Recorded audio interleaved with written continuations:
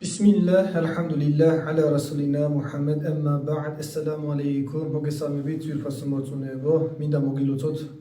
მარხვის ძვირფასისთვის რამაზანის დადგომა, უზენაესმა ალლაჰმა ამ თვარეში თავისი კმაყოფილების მოპოვება ნაასიბი გაგვიხადოს. მინდა გაგიზიაროთ რამოდენიმე ინფორმაცია ამ თვარესთან დაკავშირებით, ზოგადად მარხვა რას ნიშნავს, რას წარმოადგენს, რა უნდა გავაკეთოთ, როგორ უნდა მოვიქცეთ, მხოლოდ ჭამასლისგან შორს ყოფნა არის თუ რა გვევალება ჩვენ მორწმუნეებს. რამადან არაბული სიტყვა არის და რამად ფუძიდან მომდინარეობს, რამადს რამოდენიმე მნიშვნელობა აქვს, ერთ-ერთი არის მზე, როდესაც წვავს ყველაფერს გვალვა არის, ასეთ სიტუაციას რამად ეწოდება, მეორე მნიშვნელობა არის ადამიანები, რომლებიც რომ ოქრომჭედელები არიან და ოქროს სხვა ნივთიერებისაგან რომ განაცალკევონ, მაღალ ტემპერატურაზე ადნობენ, რადგან სუფთა ოქრო მიიღონ, ასეთ ქმედებასაც რამად ეწოდება. ადამიანის სახლში, რომელსაც რომ სობა ან ბუხარი არის და შეშა იწვის და ის დაგროვილი ნაცარი გროვდება, ასეთ სიტუაციასაც რამად ეწოდება, ხოლო მეოთხე და მნიშვნელოვანი რაც რომ შეგვჭირდება, ადამიანს ცოდვებისაგან განწმენდას, ანუ რამადანის მთვარი არის ცოდვებისაგან განწმენდა, დადნობა. Რა თქმა უნდა, ჩვენ ადამიანები ვცოდავთ შეგნებულად თუ შეუგნებლად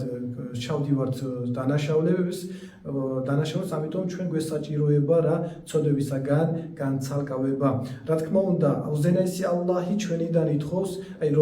ადამიანები როგორც გაგვაჩინა და ჩვენიდან როგორც რომ მოითხოვს რომ ჩვენ ცოდვებისაგან შორს ვიყოთ, განწმენდილი ვიყოთ, ადამიანი ცოდვებისაგან განცალკავებული იყოს, აი ეს თვე არის ერთ-ერთი ხელსაყრელი მომენტი ძვირფასო მორწმუნეებო, რადგან ჩვენ ისეთ ფორმაში ჩავდგეთ, როგორც ალლაჰს სურს რომ ჩვენ გვიხილოს მისი მსახურები. ამ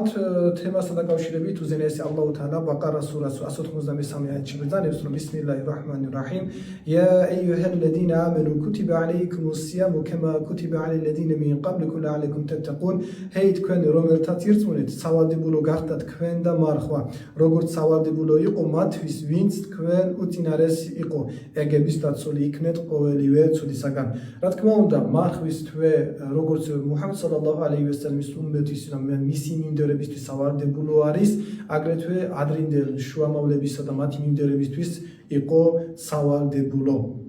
რაც შეეხება ამ თემასთან დაკავშირებით, პეღამბერი სალალლაჰუ ალეიჰი ვესალამი ბრძანებს, რომ როდესაც მარხვის თვე დადგება, 64 კარები იხსნება, ჯოჯოხეთის კარები იკეტება და წყეული შეიტანი იბორკება. Რა თქმა უნდა, ამ თვარეში თუ რაიმე დანაშაულს ცოდვას ჩავიდეთ, ეს ეშმაკის ბრალი არა და არამედ ჩვენი ვნებების, ჩვენი ეგოს ბრალი არის, რადგან ჩვენ ვერ მოვთოგეთ ისინი სათანადოდ. როდესაც ადამიანი მარხვას დაიცავს, მარხვა მისთვის არის ერთგვარი ფარი, რისგან ცოდვების დასაცავად და შუამოს სალალლაჰუ ალეიჰი ვესალამი ბრძანებს, რომ როდესაც ადამიანი მარხული იქნება და სხვა ადამიანი კამათს დაუწყებს, ჩხუბს დაუწყებს, მან უთხრას, რომ ორჯერ გაუმეოროს, რომ მე მარხული ვარ და შორს წავიდეს, ანუ აღარ აყვეს იმ ადამიანს, რადგან მარხვის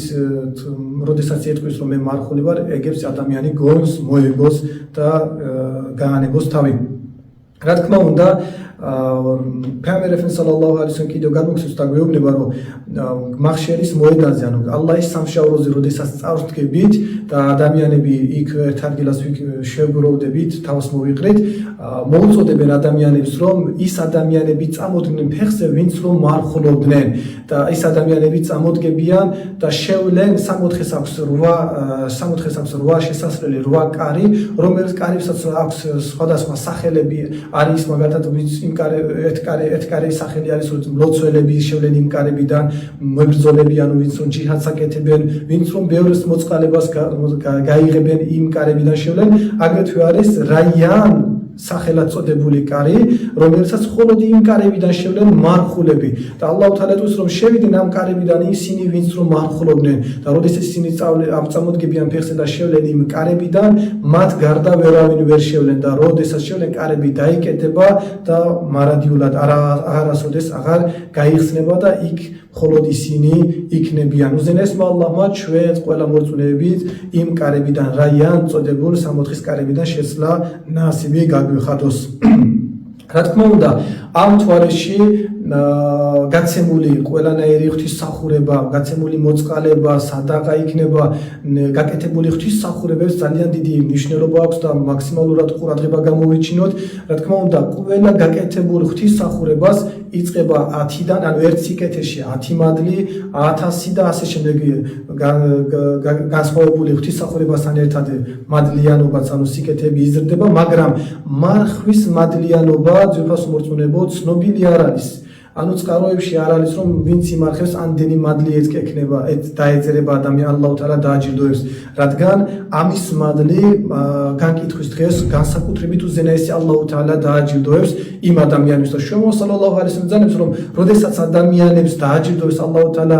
მარხვის ჯილდოთი, ადამიანი იტყვის რომ ნეტავ ყოველი დღე მარხვით გამეტარებინა. ანუ ასეთი ძვირფასი არის და მარხვა ეს ისეთი ღვთისმსახურება არის რომ მხოლოდ და მხოლოდ უზენაესი ალლაჰ თალა ღმერთგამჩენელი არის, ღმერთგამჩენელისთვის ხდება ეს ღვთისმსახურება. აი მაგალითად ავიღოთ კერპთაყვანისმცემლები ან სხვა პიროვნები რომლებიც რომ არასო გზაზე დგანან, მარხვას ვერ შეასრულებენ. ანუ კერპთაყვანისმცემლებიც რომ არიან, ისინი მარხვას ვერ შეასრულებენ სრულად, მხოლოდ ეს ღვთისმსახურება მხოლოდ შეეფერება უზენაეს გამჩენ ალლაჰ თალას ღმერთგამჩენელს შეეფერება ეს ღვთისმსახურება. ანუ პატარა საქმე არ არის ძვირფასო მორწმუნეებო ეს მარხვა მხოლოდ უზენაეს ალლაჰ თალასთვის კეთდება და მისი ამ მარხვის შესრულების ღირსიც მხოლოდ ღმერთგამჩენელი არის ძვირფასო მორწმუნეებო. ამიტომ მარხვას პატარა ქმედებად აღვიქვავთ და ამის ჯილდოც მხოლოდ უზენაესი ალლაჰ თალა დააჯილდოებს განკითხვის დღეს. რადგან ეს მარხვა ადამიანმა მხოლოდ ჩემი კმაყოფილებისთვის რაგნა მიატოვა ჭამას მას მის მოთხოვნა, მხოლოდ ჩემი კმაყოფილებისთვის რაგნა მიატოვა ჭამას მას მის მოთხოვნილებს ნებებს, მხოლოდ მე მეკუთვნის ეს ღვთისმსახურება და ამის ჯილდოს განსაკუთრებით მე დავაჯილდოვებ. რა თქმა უნდა, მარხვის თვესთან დაკავშირებით ამის სიძვირფასე რაოდენ ძვირფასი არის. თუ ჩვენ ყადირის სურა ყადრს წავიკითხავთ, ჩვენ დავინახავთ რომ უზენაესი ალლაჰ თალა გვამცნობს რომ ბისმილაჰირ რაჰმანირ რაჰიმ ინა ანზალნაჰუ ფი ლეილათილ ყადრ. უეჭველად ჩვენ გადმოვავლინეთ იგი, ანუ ყურანი ქერიმზე, ყურანზე არის საუბარი ვა მა ადრაკა მა ლეილათილ ყადრ და რა გამცნობს რა არის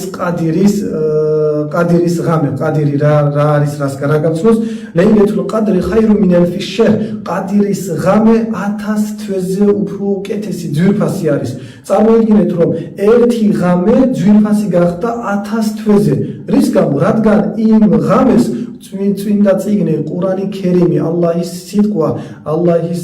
მიერ გამოგზავნილი წმინდა წიგნი ყურანი ჩამოევლინა